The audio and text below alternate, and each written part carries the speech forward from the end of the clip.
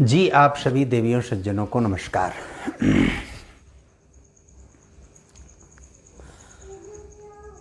अभी विगत सप्ताह और उससे पूर्व लोकसभा और राज्यसभा में जिस तरह की गतिविधि और हरकत सांसदों द्वारा की गई, सबसे पहले तो हम उसकी निंदा और भर्त्सना करते हैं और वह तरीका या व्यवस्था कतई किसी रूप में ठीक नहीं थी। कोई भी सरकार जो होती है वो सरकार अपने अनुसार कोई विधेयक लाती है, कोई बिल ले आती है, कोई नियम कानून बनाने के लिए कोई व्यवस्था ले आती है, संविधान संशोधन विधेयक ले आती है, आदि आदि जो भी संविधान सम्मत उसको अधिकार है उस अधिकार का वो प्रयोग करती ही है। किसानों से संबंधित जो 3 विधेयक इस लोकसभा सत्र में ले आए गए, उन विधेयकों की चर्चा करना बहुत प्रासंगिक नहीं है। उन विधेयकों के बारे में आप टीवी चैनलों के माध्यम से, लोकसभा की कार्रवाई के माध्यम से और समाचार पत्रों के माध्यम से, न्यूज़ के माध्यम से, इंटरनेट के माध्यम से बहुत सारी चीज़ें, बहुत सारे लोग उसको जानते हैं। हम मूलभूत बातों की चर्चा करना चाहते हैं कि देश में किसान और कृषि को लेकर जितने भी प्रकार के संकट और समस्याएं हैं, उसके पीछे कुल 4 कारण जिम्मेदार रहे हैं सदा से। और ये चारों कारण जो रहे हैं, उन कारणों को समझना, जानना और उनकी तह में जाकर उनका समाधान करना बहुत आवश्यक है। पहला कारण है कि भारत की कृषि मानसून पर या अनिश्चितता पर निर्भर है। यानी कैसा तापमान होगा, कैसी बरसात होगी, कैसी नमी होगी, कैसा वातावरण बनेगा, कैसा मानसून आएगा नहीं आएगा, उस पर पूरी तरह निर्भर करती है। और कृषि की दृष्टि से यह निर्भरता कमोवेश पूरी दुनिया में है। जिसको तथाकथित वैज्ञानिक कृषि कहते हैं, वो वैज्ञानिक कृषि भी चाहे ग्रीन हाउस इफेक्ट का प्रभाव हो, चाहे कोई भी प्रभाव हो, उस वैज्ञानिक कृषि का भी कोई बहुत मतलब नहीं होता। अंततः वह प्रकृति की व्यवस्था, प्रकृति के द्वारा उपलब्ध कृषि से संबंधित सुविधाओं पर ही निर्भर करता है। एक यह विकट समस्या किसान के सामने होती है कि उस अनिश्चितता के दौर में जो प्रकृति प्रदत्त अनिश्चितता है, सूखा पड़ेगा, बाढ़ आएगी, बरसात होगी कि नहीं होगी, बरसात कम होगी, बरसात अधिक होगी, किस समय बरसात होगी, किस समय बरसात नहीं होगी, पोषण कितना देना पड़ेगा फसलों को, कितना नहीं देना पड़ेगा, कृत्रिम रसायन कितना प्रयोग करना पड़ेगा, आदि आदि। यह एक बहुत विकट विषय और समस्या है किसानों के सामने। एक दूसरी बड़ी समस्या है किसानों के सामने कि जो कृषि में उनका निवेश है, जो इन्वेस्टमेंट है, जो लागत है, उस लागत का उनको प्रतिफल कितना मिलता है और कितना नहीं मिलता है। मिलता है तो क्यों और कैसे मिलता है, नहीं मिलता है तो उसके पीछे क्या और कौन से कारण हैं। यानी किसानों के जो उत्पादन है, उस उत्पादन का और उसके विपणन की जो व्यवस्था है, उस व्यवस्था की समस्या, यह एक दूसरी बहुत बड़ी समस्या है। एक तीसरी बड़ी समस्या है भारत में, कम से कम कृषि और किसानों को लेकर, वह यह है कि हमारी आपकी सबकी यह मानसिकता बन गई है कि कृषि और किसानी छोटा और गया गुजरा कार्य है। वह महत्वपूर्ण कार्य नहीं है, वह विशिष्ट कार्य नहीं है, वह गरिमामय कार्य नहीं है, वह श्रेष्ठ कार्य नहीं है, वह हीन कार्य है, वह खराब कार्य है, वह तुच्छ कार्य है, वह निम्न स्तर के लोगों का कार्य है, अनपढ़ों का कार्य है, जो कुछ नहीं कर सकते उनको खेती करना चाहिए ऐसा कार्य है, जो मिट्टी में धूल में काम कर सकते हैं उनका कार्य है। यानी समाज में वे नागरिक जो 2M 3M और चौथे 5वें स्तर के नागरिक हैं, उनका वो कार्य है, उन्हीं को करना चाहिए। यह जो एक मानसिकता समाज में बन गई भारत में, और भारतीय समाज की बना दी गई कि कृषि कार्य करना हीन कार्य है, छोटा कार्य है, बुरा, यह मानसिकता कृषि और किसानी को लेकर एक तीसरा बहुत बड़ा कारण है और बहुत बड़ी समस्या है। एक चौथी समस्या है कृषि और किसानों को लेकर, वह समस्या है कि भारत शुरू से ही कृषि प्रधान देश रहा है, और जब हम कृषि की बात करते हैं तो समूचे प्राथमिक क्रियाकलाप, पशुपालन भी उसमें शामिल होता है। भारत कृषि प्रधान देश है, यहाँ की अर्थव्यवस्था बहुतायत से कृषि पर निर्भर है। कृषि पर निर्भर होने के कारण ही भारत में बहुतायत से वस्तुओं और सेवाओं आधारित विनिमय प्रणाली है। यहाँ मुद्रा आधारित विनिमय प्रणाली हमेशा दूसरे स्तर पर है।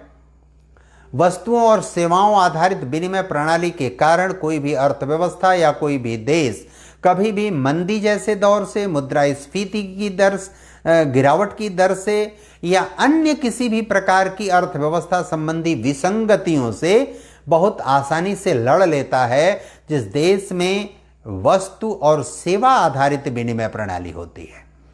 लेकिन जिस देश में मुद्रा आधारित विनिमय प्रणाली होती है, वह देश कभी भी इन विसंगतियों से, अर्थव्यवस्था से जुड़े इन विसंगतियों से लड़ नहीं सकता, उसका समाधान नहीं कर सकता। लेकिन जिस देश की अर्थव्यवस्था के मूल में, केंद्र में कृषि होगी या किसान होगा, वही देश इस तरह की आर्थिक विसंगतियों से, मंदी से, भूखमरी से, अकाल से आदि से निपट सकता है, उससे झेल सकता है, उसके विषय में समाधान प्रस्तुत कर सकता है, जिस देश की अर्थव्यवस्था के केंद्र में कृषि होगी और किसान होगा। इन चारों बातों की तफसील से, विस्तार से हम आज चर्चा करते हैं। पहली बात है, जो मौसमी दशाओं की प्रतिकूलता या अनुकूलता से जुड़ी हुई कृषि का लेकर समस्या देश में रहती है। इसके लिए भारत में जब बलराम जाखड़ जी कृषि मंत्री थे, मुझे जहां तक स्मरण है कि वो राजीव गांधी जी के समय में कृषि मंत्री थे, उन्होंने सबसे पहले योजना, कृषि बीमा योजना जैसी योजना ले आया। और जब बलराम जाखड़ जी ये योजना ले आए तो भारत में सरकारी व्यवस्था, सरकारी तंत्र बहुतायत से इस बात पर काम करता है, भारत के तंत्र में, भारत की राज्य व्यवस्था में, भारत की शासन व्यवस्था में, कि वह जो योजना, रचना और व्यवस्था बनाता है उसको क्रियान्वित करने और उसको व्यवस्थित स्वरूप प्रदान करने के लिए पहले से होमवर्क नहीं किया होता है, और इसलिए उसको लागू करने से पहले उसमें बहुत सारे छेद या लूप होल विद्यमान हो जाते हैं। बल्कि इसको आप ऐसे कह सकते हैं कि वो लूप होल या छेद जानबूझकर पहले की सरकारों ने बना के रखा, जिससे उसके द्वारा किसानों तक या सामान्य वर्ग तक उन सुविधाओं का लाभ न पहुंचे और बीच में ही ट्रिकल डाउन होकर, यानी वो स्राव सिद्धांत के द्वारा उसका लाभ नीचे बह जाए और जो सरकार या तंत्र में बैठे लोग हैं वही उसका लाभ उठा लें और कागजों में या पत्रावलियों में उसका विवरण बता दिया जाए कि ऐसा ऐसा ऐसा हुआ। वह योजना तो बहुत ठीक सोची समझी योजना बनाई गई, अच्छा किया गया, लेकिन उसका प्रतिफल या परिणाम नहीं आया किसी भी रूप में। और इस तरह की योजना कभी भी भारत में जब भी लाई गई तो उन योजनाओं का कहीं न कहीं सकारात्मक और व्यवस्थित परिणाम नहीं आया। वर्तमान सरकार जब से है, इस सरकार ने प्रधानमंत्री किसान सम्मान निधि योजना के माध्यम से इसका समाधान करने की कोशिश किया। प्रधानमंत्री किसान सम्मान निधि के द्वारा इस समस्या के समाधान करने की कोशिश किया। मुद्रा स्वास्थ्य कार्ड योजना इसके द्वारा इसके समाधान करने की कोशिश किया। और ये सारी योजना प्रधानमंत्री कृषि सिंचाई योजना उसी अनिश्चितता को दूर करने की दिशा में यह एक चौथा और पांचवा प्रयास था। भारत सरकार ने इस दिशा में प्रयास किया कि जो किसान और कृषि से संबंधित प्राथमिक समस्या है, जो मौसम और जलवायु से जुड़ा हुआ है, जो तापमान और वर्षा से जुड़ा हुआ है, उसको लेकर समाधान भारत सरकार ने व्यवस्थित रूप में प्रस्तुत करने का यत्न किया। बहुत हद तक किसानों को उसका लाभ मिल भी रहा है, किसानों तक पहुंच भी रहा है। किसान उसका कितना लाभ उठा पाते हैं, कितना नहीं उठा पाते हैं, यह उन पर भी निर्भर करता है। और किसान किसी के बहकावे और बरगलावे में आ जाते हैं, यह भी उन्हीं पर निर्भर करता है। एक दूसरा बहुत महत्वपूर्ण विषय है, और वह विषय है कि किसान जो उत्पादन करता है, उस उत्पादन में जो उसकी लागत लगती है, उस लागत में उसकी विपणन की क्रिया भी शामिल है। यानी उस सामान को बाजार तक ले जाना, उसको बेचना और उससे मूल्य प्राप्त करना। जो लागत और लाभ, यानी जो इन्वेस्टमेंट है, उसकी जो लागत है, उसकी तुलना में उसको लाभांश कितना प्राप्त हो रहा है, यह विषय भी बहुत विचारणीय रहा है। और इस दूसरे विषय के आलोक में आप यदि विचार करेंगे तो आप पाएंगे कि भारत में कृषि और कृषि उत्पादों से संबंधित 3 शब्द और उससे जुड़ा एक चौथा शब्द है। पहला शब्द है आढ़ती। आढ़ती सामान्य प्रचलन की भाषा है और इसका मतलब यह होता है कि जो भी कृषि उत्पादन हो रहा है और खाद्य वस्तुओं से संबंधित उत्पादन हो रहा है, उस उत्पादन को थोक के भाव में ज्यों ही उत्पादन हुआ उसी समय उसका मूल्य कम होता है, क्योंकि उत्पादन ताजा ताजा हुआ रहता है। और उस कम मूल्य में व्यापक मात्रा में, अधिक मात्रा में उसको क्रय करके और उसका अपने यहां भंडारण कर लेना, उस चाहे कोल्ड स्टोरेज में भंडारण कर लेना, चाहे अन्य जितने भी तकनीकी विधान हैं उनके द्वारा उनको क्रय करके उसका भंडारण कर लेना। जैसे गेहूं का जब उत्पादन हुआ तो उस दौरान, उसके उत्पादन के समय उसका जो भी मूल्य 10 रुपया, 12 रुपया, 15 रुपया, 20 रुपया, वो जो भी मूल्य उसका प्राप्त हुआ, किसान के पास रखने की एक तो सुविधा नहीं है, रखने पर खराब होने की उसको संभावना रहती है और वो सारे का उपयोग कर नहीं पाता। मार्केट उसके पहुंच से बाहर रहता है। मार्केट पहुंचेगा भी तो उसका ठीक रेट पर बिकेगा कि नहीं बिकेगा, इसका कोई ठिकाना नहीं है। मार्केट लेकर चला गया तो वो किसी न किसी रूप में बेच कर ही आना चाहता है, क्योंकि जिस साधन से वो बेचने गया है उसका भी मूल्य है, उसकी भी कीमत है, उसकी भी भरपाई करनी है उसको। बार बार वो मार्केट लेके जाके आ नहीं सकता। इस नाते जो आढ़ती होते हैं उन्हीं को बेच देना वो श्रेयस्कर समझता है कि हमारे खेत में ही आकर वो ले जाते हैं, या वो आढ़ती मार्केट में ही जाते हैं, मार्केट में ही जाते ही वो खरीद लेते हैं। हमारी समस्या से मैं मुक्त हो जाता हूं तात्कालिक रूप से। यह आढ़ती यानी भंडारण की सुविधा रखने वाले लोग किसानों को उनके उपज का उचित मूल्य प्रदान नहीं करने देते और वो उचित मूल्य उनको प्राप्त नहीं होता, इसलिए वो दुर्दशा और संकट के शिकार होते हैं। अब यह जो भंडारण का कार्य है, आढ़ती जो ये कार्य करते हैं, उस भंडारण के कार्य के बाद दूसरा एक कार्य है और वह कार्य है कि जो ये लोग भंडारण करते हैं, ये लोग जमाखोरी और कालाबाजारी भी करते हैं। जमाखोरी क्या है कि उसको बचा के रखे रहते हैं और बचा के रखे रहते हैं, प्रतीक्षा करते हैं इसका मूल्य कब बढ़ रहा है। जब उनका मूल्य बढ़ता हुआ, काफी मात्रा में बढ़ा हुआ देख लेते हैं, तब जाकर उसको बाजार में उतारते हैं। उस भंडारित वस्तु को, उस भंडारित खाद्य वस्तु को तब उसको बाजार में ले आते हैं और जो सामान वो 20 रुपया किलो खरीदे हुए थे उसको 40 रुपया, 45 रुपया, 50 रुपया किलो बेचते हैं। और एक तीसरा भी कार्य इन्हीं लोगों के द्वारा किया जाता है कि ये कालाबाजारी भी करते हैं। अब कालाबाजारी यह है कि वे उन वस्तुओं की मार्केट में यानी बाजार में और लोगों के बीच कमी का वातावरण सृजित करते हैं कि यह वस्तु उपलब्ध ही नहीं है, या है भी तो बहुत कम मात्रा में उपलब्ध है। और यह वातावरण जब सृजन हो जाता है तब वे जिसको छिपा कर रखे हुए हैं, भंडारण करके या जमाखोरी करके रखे हुए हैं, तो उस वस्तु को मार्केट में ले आते हैं और मार्केट में लाकर उसको 20 रुपया किलो खरीदा है तो 60, 70, 80 रुपया तक उसको बेचते हैं।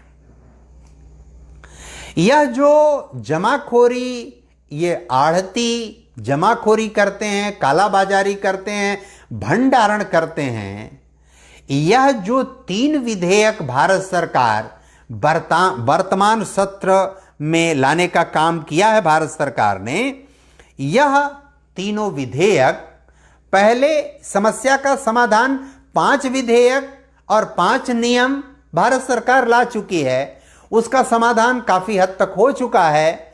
उसको सरकार के द्वारा जागरूकता पैदा करके किसान प्राप्त कर रहे हैं या किसान प्राप्त नहीं कर पा रहे हैं या लोगों के बरगलावे या बहकावे में आ रहे हैं। लेकिन ये जो दूसरी समस्या है किसानों के सामने कि उनके उत्पादन का उचित मूल्य प्राप्त नहीं होना, इस दूसरी समस्या के समाधान की दिशा में ये तीनों विधेयक मील के पत्थर साबित हो रहे हैं।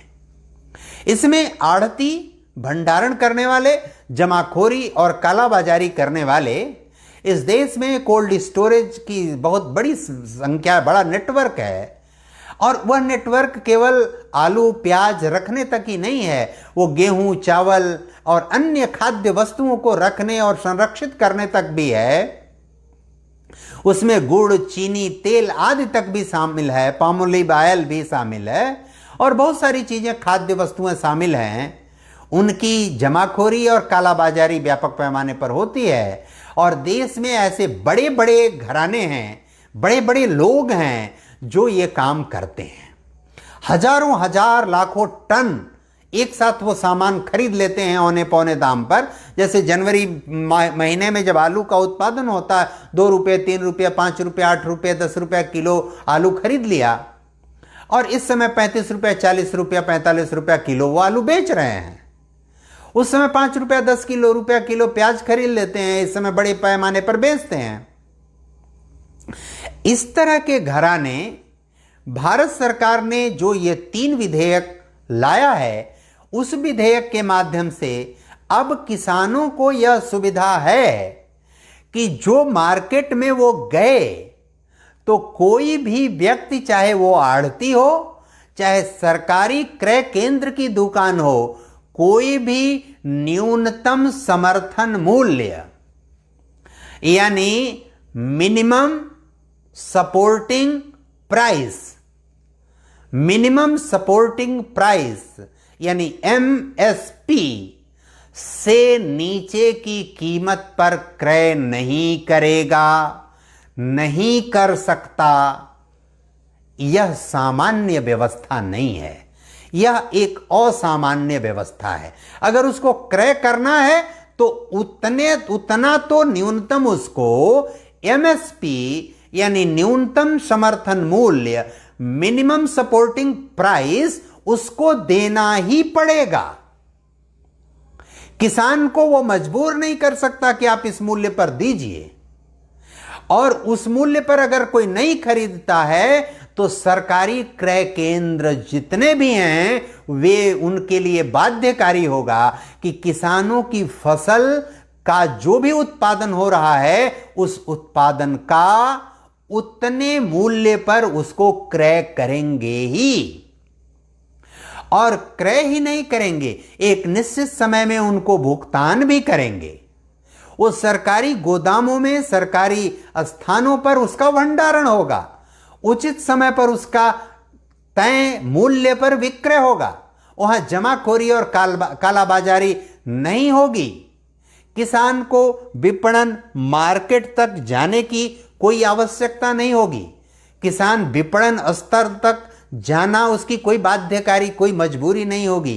किसान उसको किसी भी दशा में जाकर मार्केट में मजबूर नहीं होगा बेचने के लिए। किसान को सुविधा होगी, उसको ऑनलाइन मार्केटिंग की सुविधा है। उसके गांव में एक आदमी भी पढ़ा लिखा किसान है तो उसके माध्यम से उसके घर में कोई पढ़ा लिखा, उसके रिश्तेदारी में कोई पढ़ा लिखा है तो वो ऑनलाइन पता कर लेगा कि किस स्थान पर इस वस्तु का अधिकतम मूल्य है, यानी न्यूनतम समर्थन मूल्य से अधिक मूल्य कहां मिल रहा है। कोई प्राइवेट व्यक्ति भी उस न्यूनतम समर्थन मूल्य से अधिक पर अगर क्रय कर रहा है तो उसको वहां बेचने की आजादी होगी, छूट होगी। वो देश में किसी भी स्थान पर अपने वस्तु को बेच सकता है।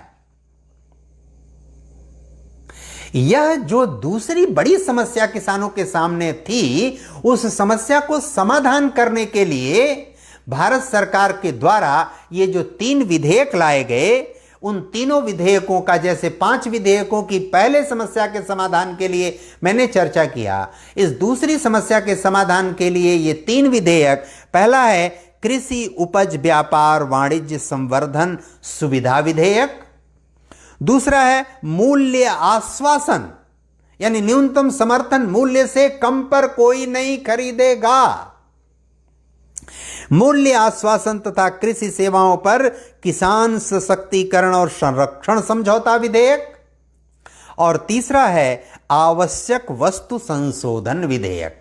आवश्यक वस्तु यानी अनाज, दलहन, खाद्य तेल, आलू, प्याज अनिवार्य वस्तु नहीं रहेगी, इनका भंडारण होगा, कृषि में विदेशी निवेश आकर्षित होगा। किसानों को उनका न्यूनतम समर्थन मूल्य कम से कम उतना मिलना ही चाहिए, सरकार ये सुनिश्चित कर रही है।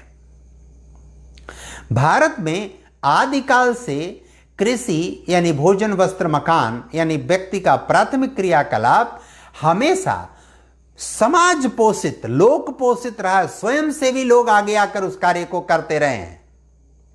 अब कोई माल बनाकर न्यूनतम समर्थन मूल्य पर खरीदता है या उससे ऊपर पर खरीदता है, चाहे कैसे भी खरीदता है, किसानों का लाभ सुनिश्चित करता है ये तीनों विधेयक। अब इन विधेयकों का विरोध क्यों हो रहा है? उन विधेयकों का विरोध होने का कारण क्या है? जैसे भारत में बड़े घराने हैं कृषि आढ़ती के, खाद्य वस्तुओं के आढ़त के बड़े घराने हैं, वे बड़े घराने, उनके पास चीनी मिलें हैं, न्यूनतम समर्थन मूल्य पहले से ही विधान है कि उससे कम पर आप नहीं खरीदेंगे। लेकिन चीनी मिलें उनका भुगतान कब करती थी, कैसे करती थी, कोई पता नहीं। सरकार ने उसको बाध्यकारी बनाया है। बड़े घराने, चाहे वो पंजाब के लोग हों, चाहे महाराष्ट्र में पवार जी का परिवार हो, चाहे करुणानिधि जी का परिवार हो, या ऐसे बहुत सारे लोग, बिजनेस घराने जो भंडारण का कार्य करते थे, किसानों की मजबूरी का फायदा उठाकर न्यूनतम मूल्य पर खाद्य वस्तुएं, उत्पादित वस्तुओं को क्रय कर लेते थे, वे लोग और उनको संरक्षण करने वाले लोग बेचैन हैं, व्याकुल हैं, परेशान हैं कि अब उनका बैठा बैठाया जो बड़ा कारोबार और धंधा था, हजारों हजार करोड़ रुपए का, वो धराशायी हो रहा है, नष्ट हो रहा है, समाप्त हो रहा है। इसलिए किसानों को इसलिए बरगलाया जा रहा है कि सरकार इस विधेयक के माध्यम से दूसरे को आकर्षित कर रही है, दूसरे को बुला रही है। ऐसा नहीं है। जो किसान खेती नहीं करना चाहते और कोई दूसरा आकर उनको खेती करके उचित मूल्य उनको प्राप्त करा रहा है, दे रहा है, तो हर्ज क्या है? जो किसान स्वयं से अच्छी खेती करके न्यूनतम समर्थन मूल्य से अधिक प्राप्त करना चाहते हैं, तो वहां हर्ज कोई नहीं है, किसी तरह की कोई समस्या नहीं है।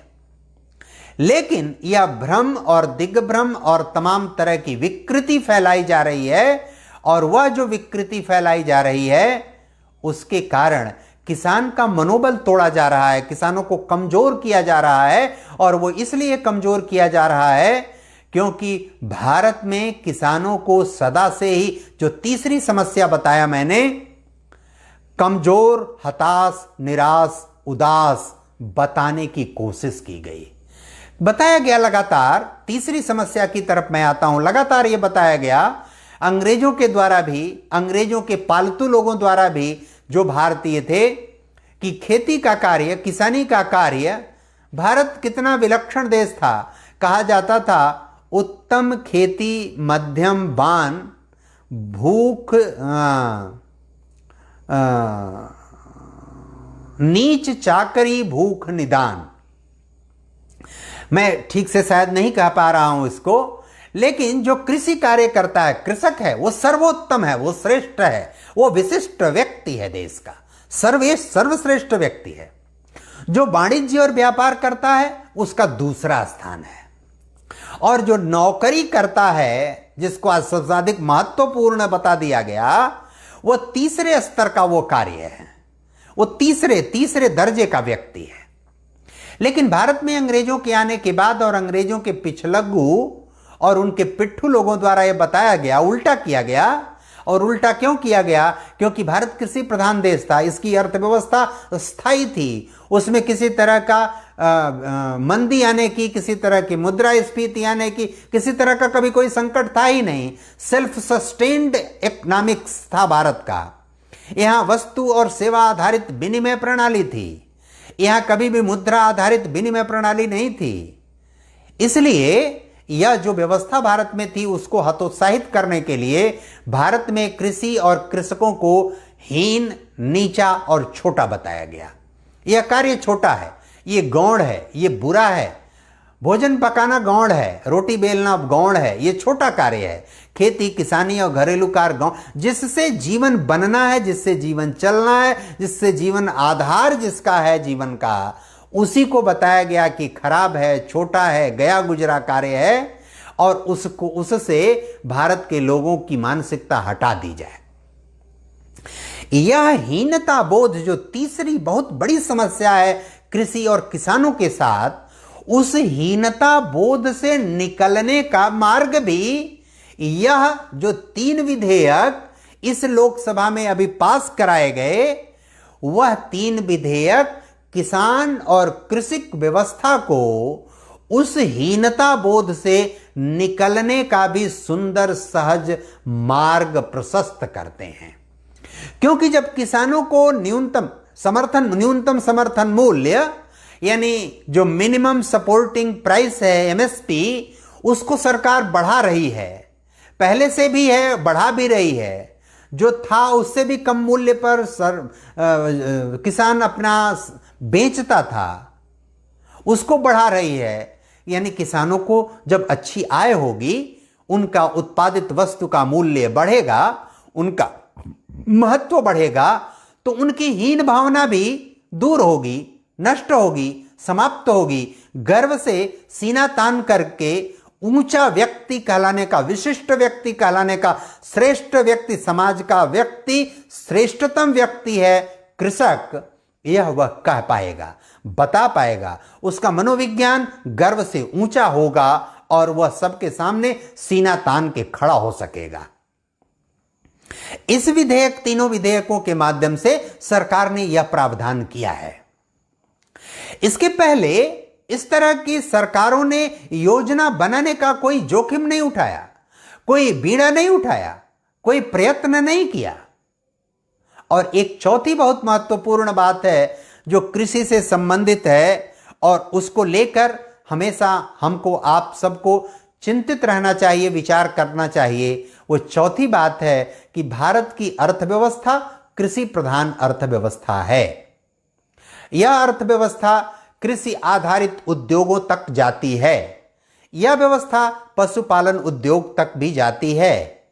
लेकिन यह व्यवस्था केवल और केवल मैन्युफैक्चरिंग इंडस्ट्री, यानी बड़े पैमाने के उद्योगों तक न चली जाए, जिससे वास्तविक अर्थों में इतना बड़ा जन समुदाय जो भारत का है और जो बहुत सौहार्द और प्रेम से रहता है, शांति और भाईचारे के लिए भी आवश्यक है कि अर्थव्यवस्था में वस्तु और सेवा आधारित विनिमय प्रणाली हो। जब भी समाज में मुद्रा आधारित विनिमय प्रणाली होगी तो उसमें व्यक्ति के अंदर मनुष्यता नष्ट होगी, व्यक्ति के अंदर शांति और सौहार्द का, भाईचारे का और प्रेम का वातावरण समाप्त होगा। आज भी गांव में आप देखिए कि व्यक्ति दूध जिसके पास हो रहा है वो भोजन वाले के पास यानी अनाज वाले को दूध देता है, अनाज वाले से गेहूं और चावल ले लेता है। जिसके यहाँ सरसों हो रहा है वो सब्जी वाले को सरसों दे के सब्जी ले लेता है, सब्जी वाला सरसों को पेर के तेल प्राप्त कर लेता है। यानी वस्तुओं और सेवाओं आधारित जो विनिमय प्रणाली है, उस विनिमय प्रणाली में मुद्रा आधारित मूल्य का निर्धारण और मूल्य के स्फीति के स्तर तक जाने और मंदी आदि आने का संकट कभी नहीं रहा।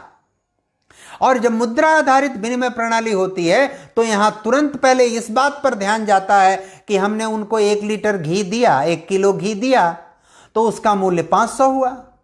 उन्होंने मुझे 10 किलो सब्जी दिया तो उसका मूल्य तो 300 रुपया हुआ, तो 200 रुपया मेरा एक्स्ट्रा हो गया, इसलिए वो 200 रुपया मुझे और लेना चाहिए। समाज का वातावरण भारत का ऐसा कभी नहीं था। उनकी आवश्यकता जितनी थी उतना मैंने घी दिया, मुझे जितनी आवश्यकता थी उतना उन्होंने सब्जी दिया, मुझे जितनी आवश्यकता थी उन्होंने दूध दिया, उनको जितनी आवश्यकता थी उनको मैंने गेहूं और चावल दिया, बात खत्म। इससे अर्थव्यवस्था संबंधी किसी प्रकार का संकट भारत में नहीं था। इसको तोड़ने के लिए अंग्रेजियत आधारित पोषकों ने, पिट्ठुओं ने इसको नष्ट करने के लिए जो प्रयत्न किया, उस प्रयत्न के द्वारा उन्होंने भारत में और भारतीय लोगों में यह हीन भावना भरा, जो भोजन कोई व्यक्ति करता है उसी के सहारे जीवन यापन करता है, चाहे वो ब्रेड और स्लाइस खा के जीवन जिए, वो भी उसी उत्पादित वस्तु का फर्मेंटेशन होता है, उसी के द्वारा उसका निर्माण होता है। जो भी आप ग्रहण करते हैं उसको ही हीन बताता। किसान हीन है, कृषि कार्यहीन है, उससे जुड़े सभी क्रियाकलाप हीन है, वो 2 दर्जे का 3 दर्जे का कार्य है। और इस हीनता बोध से उबरने का भी एक बहुत बड़ा रास्ता इस विधेयक के द्वारा हमको प्राप्त हो रहा है। जो इस विधेयक का विरोध कर रहा है वह निजी हित में, व्यक्तिगत स्वार्थ में, वह बिचौलिया है। जो दूसरी समस्या है सबसे बड़ी, वह बिचौलिया है, वो आढ़ती है, वो जमाखोर है, वो कालाबाजारी करने वाला है जो इसका विरोध कर रहा है, अथवा वो भंडारण करने वाले, जमाखोरी करने वाले, कालाबाजारी करने वाले लोगों का संरक्षण करने वाला है, इसलिए वो इसका विरोध कर रहा है। इस बात का हमेशा ध्यान में रखिए। भारत की कृषि व्यवस्था, भारत की जो क्या कहते हैं किसान, यह मजबूत, अक्षुण्ण, सशक्त रहेगा तो इस देश का कोई संकट देश पर नहीं आएगा। देश के, हिंदुस्तान के 2 ही आधार सदा से रहे हैं और इसकी बार बार हर लोग चर्चा करते हैं। पहली बार आज से करीब 15 वर्ष पहले, 18 वर्ष पहले 2002 में दिल्ली में भैरव सिंह शेखावत जी जब उपराष्ट्रपति थे और मुरली मनोहर जोशी जी भारत के मानव संसाधन विकास मंत्री थे, ये लोग मंच पर स्कोप कन्वेंशन सेंटर दिल्ली में एक कार्यक्रम में आए थे। मैं भी वहाँ प्रतिभाग कर रहा था। फरवरी 2002 की बात है। वहाँ पहली बार इन दोनों विभूतियों से मैंने सुना था कि भारत की संस्कृति और व्यवस्था कृषि और ऋषि संस्कृति पर आधारित है। जिस कृषि के महात्म्य और मूल्य का मैंने अभी चित्रण और वर्णन किया, उस पर आधारित है। ऋषि संस्कृति उसको सपोर्ट करती है। यानी जो कृषक है, जो किसान है, वो ज्ञानी भी होता है, वो वैज्ञानिक भी होता है, वो चीजों को समझता और जानता है। यानी ज्ञान, विज्ञान और कृषि, इनका अंतरंग और आपसी साहचर्य भारत की स्थिति को सदा से मजबूत करता आया है। हमको इस बात को समझना चाहिए और इस विधेयक के माध्यम से, निश्चित रूप से किसी सरकार के पक्ष और विपक्ष का विषय नहीं है, लेकिन इस विधेयक के माध्यम से कृषि कार्य का महत्व बढ़ेगा, कृषि कार्य के उत्पादन का महत्व बढ़ेगा, कृषि का और किस कार्य के उत्पादन का महत्व बढ़ेगा तो कृषकों का महत्व बढ़ेगा, कृषकों का महत्व बढ़ेगा तो भारत का स्थायी अर्थव्यवस्था संबंधी मजबूती बढ़ेगी, हम सब सशक्त और मजबूत होंगे। इतना इस अवसर पर निवेदन करते हुए अपनी बात पूर्ण करते हैं। बहुत बहुत धन्यवाद। नमस्कार सभी को।